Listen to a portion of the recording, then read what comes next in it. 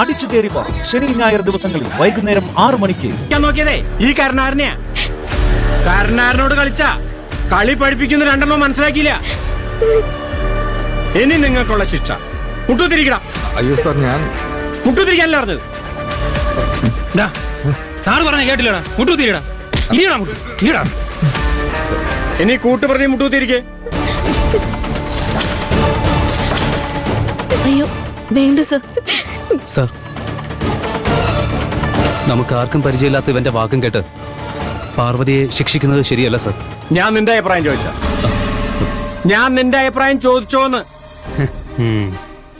ഇല്ല സർ. നീയേ നിന്റെ ജോലി ചെയ്താ മതി. എന്നെ ശരിയും തെറ്റും പഠിപ്പിക്കാൻ വരണ്ട.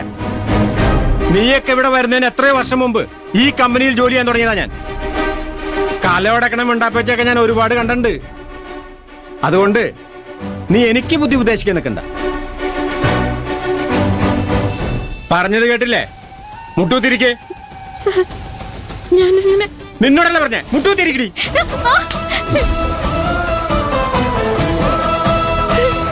ഇത് ഞാൻ തരുന്ന ശിക്ഷ. ശരിയായ ശിക്ഷ തരുന്നതേ ഞാനല്ല, മുക്തമാടാ. അന്നം തരുന്നവന്റെ കിണ്ണം മോട്ടിക്കുന്നവന്റെ കണ്ണിലേ കാന്താരി മുളക് അരച്ച് തേക്കണമെന്നാ പ്രമാണം. കാന്താരി മുളകാണോ ജയിൽ ശിക്ഷയാണെന്നൊക്കെ മുക്തമാടം തീരുമാനിക്കട്ടെ.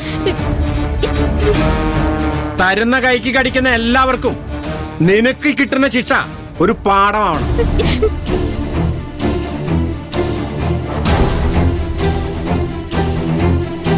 സർ, എനിക്കെന്തോ ഇവൻ പറയുന്നത് വിശ്വസിക്കാൻ കഴിയുന്നില്ല.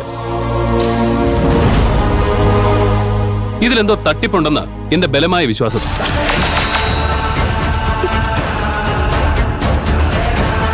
സാർ, എനിക്കൊരു 5 മിനിറ്റ് സമയം താ. ഇവന്റെ തട്ടിപ്പ് ഞാൻ പൊളിച്ചടുക്കി തരാം. ഇവനെ കൊണ്ട് ഞാൻ സത്യം പറയിച്ചരാം. നിക്കടാ. നീ സത്യം പറയിപ്പിക്കുന്നു.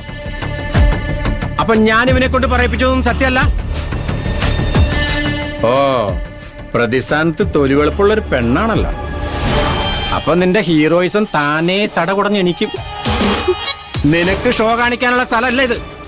മാറിക്കല്ല പറഞ്ഞത്. സർ, ഞാൻ പറയുന്നത് സാറിന് ഇഷ്ടപ്പെടില്ലെന്നറിയാം.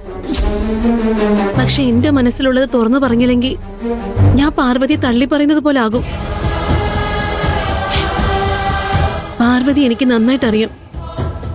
ഇത്രയും വലിയ തട്ടിപ്പ് നടത്താനുള്ള ബുദ്ധിയും ധൈര്യമൊന്നും അവൾക്കില്ല. ഇവളൊരു പാവമാ സർ. അതാണ് ഇവളുടെ മിടുക്ക്. മനസ്സിൽ കള്ളത്തരമുള്ളവരൊക്കെ അങ്ങനെയാ. മര്യാദരാമന്മാരായിട്ട് നിന്നേ അടിയിലൂടെ തിരക്കും.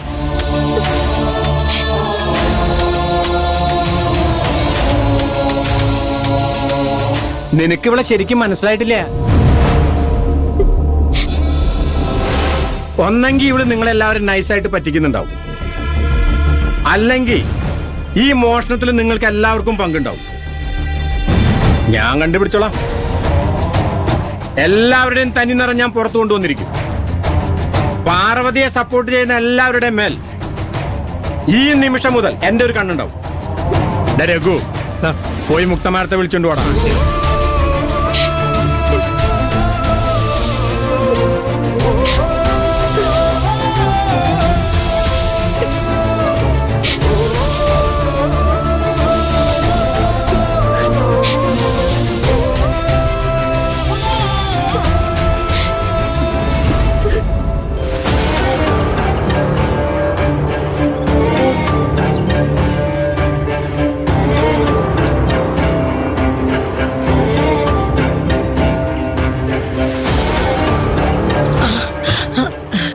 പോയിട്ട് എന്തായി മോളെ? കുടിക്കാണിച്ചൊരു വെള്ളം ഇടും. എന്താ ഒന്നും പറയാത്തത്? പോയിട്ട് എന്തായി? വീട് ശരിയായോ? പൊതുവാച്ചേരി, തന്നട, വെള്ളച്ചാൽ എല്ലായിടത്തും ഞാൻ അന്വേഷിച്ചു. ഒരിടത്തും ഒഴിഞ്ഞു കിടക്കുന്ന വീടില്ല. 1-2 വീടുണ്ട്. വീടല്ല, ബംഗ്ലാവ് എന്ന് വേണം പറയാൻ. അതൊന്നും നമുക്ക് താങ്ങാൻ പറ്റുന്ന വാടകയല്ല ചോദിക്കുന്നത്. അച്ഛാ, വെള്ളം.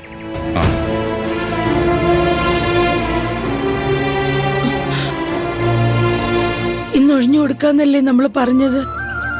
സുന്ദരേശൻ വരുമ്പോ നമ്മൾ എന്താ പറയുന്നേ?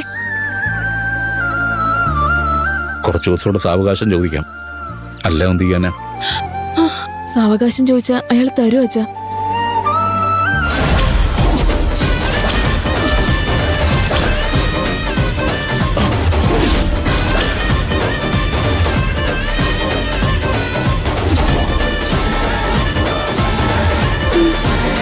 നിങ്ങൾ വീട് പൂട്ടി താക്കോൽ അവിടെ കൊണ്ടുവരുമെന്ന് വിചാരിച്ച് ഞാൻ കാത്തിരിക്കുകയായിരുന്നു. കാണാത്തോണ്ടാ ഇങ്ങോട്ട് വന്നത്. സാധനങ്ങളൊന്നും എടുത്ത് പുറത്തു വെച്ചില്ലേ?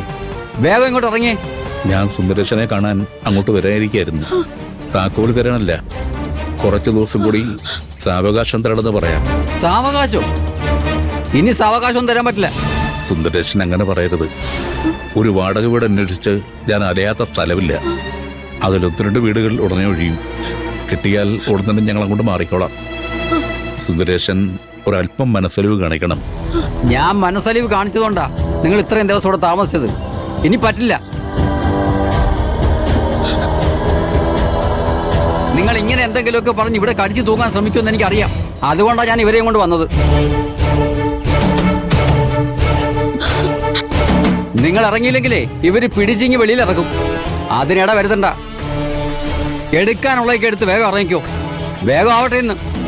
സുന്ദരേശ, ഒരു പെൺകുട്ടിയെ കൊണ്ട് കടത്തിണ്ണയിലേക്ക് പോകാൻ കഴിയുമോ ഞങ്ങൾക്ക്? കുറച്ച് ദിവസങ്ങൾക്കുള്ളിൽ ഒരു വാടക വീട് ശരിയാക്കുമെന്ന് അദ്ദേഹം പറഞ്ഞില്ലേ? അത് കിട്ടിയ ഉടനെ ഞങ്ങൾ ഒഴിഞ്ഞു തരാം. പറയാനുള്ളതൊക്കെ ഞാൻ പറഞ്ഞു കഴിഞ്ഞു. അകത്ത് കയറി ഉള്ള ചട്ടിയും കല്ലൊക്കെ പറക്കി പുറത്തിടാ. നിക്ക് നിക്ക് നിക്ക്, എടുത്തു ചാടി ഒന്നും ചെയ്യല്ലേ. വാടക വീട് അന്വേഷിക്കാനൊന്നും നിൽക്കണ്ട. നിങ്ങൾക്ക് ഇവിടെ തന്നെ കഴിയാം. ആരും ഇറക്കി വിടില്ല. നിങ്ങളെ സഹായിച്ചതുകൊണ്ട് എനിക്ക് എന്താ നേട്ടമെന്ന് ചോദിച്ചാ ഒരു നേട്ടവുമില്ല. ഒരു പരോപകാരം. എന്നാലും ഒരു പാലവിട്ട അങ്ങോട്ടും ഇങ്ങോട്ടും വേണോന്നാണല്ലോ. അതുകൊണ്ട് നിങ്ങളുടെ കടം മുഴുവൻ തീർത്ത് നിങ്ങളുടെ ഈ വീട് ഞാൻ നിങ്ങൾക്ക് വാങ്ങിത്തരുമ്പോ പകരം പാർവതിയെ നിങ്ങൾ എനിക്ക് കെട്ടിച്ചേർണം. നീ പറഞ്ഞു തുടങ്ങിയപ്പോഴേ എനിക്ക് മനസ്സിലായി നിന്റെ ചാട്ടം എങ്ങോട്ടാണെന്നും. നട റോഡിൽ ഇരുന്ന് കൈനീട്ടി ഇരക്കേണ്ടി വന്നാലും എന്റെ മോടെ ജീവിതം നിന്റെ കാൽച്ചുവട്ടിൽ പണയം വെക്കില്ല ഞാൻ. ആ മോഹം നീ അങ്ങ് മറന്നേക്ക്. എത്ര അനുഭവിച്ചാലും പഠിക്കില്ലെന്ന് വെച്ചാ എന്ത് ചെയ്യാനാ? സുന്ദരേശ, തന്റെ കാര്യം നടക്കട്ടെ. അകത്തുള്ള എല്ലാം വാരി വലിച്ച് പുറത്തിട്ടാ. അത് വേണ്ട. അയ്യോ വേണ്ട, വേണ്ട. വേണ്ട, അങ്ങനെ ഞാൻ ചെയ്യല്ലേ. പറയുന്നത് കേക്ക്. വേണ്ട, മഹാപാപം കിട്ടും നിങ്ങൾക്ക്. കുറച്ച് സാവകാശമല്ലേ ഞങ്ങൾ ചോദിച്ചുള്ളൂ. ഇറക്കി വിടല്ലേ, ഇറക്കി വിടല്ലേ.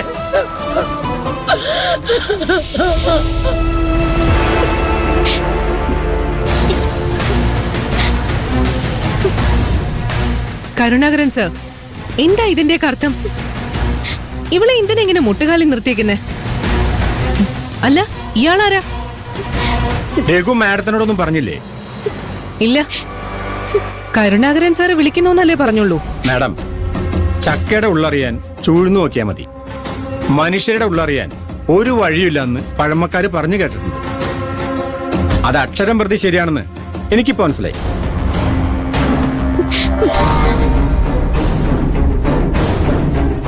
എന്താ ഉണ്ടായത് അത് പറയൂ.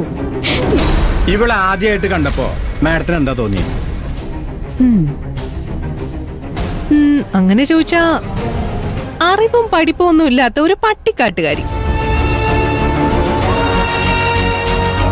വലിയ അഹങ്കാരി, അതിന്റെ 10 ഇരട്ടി വിവരമില്ലായ്മേ.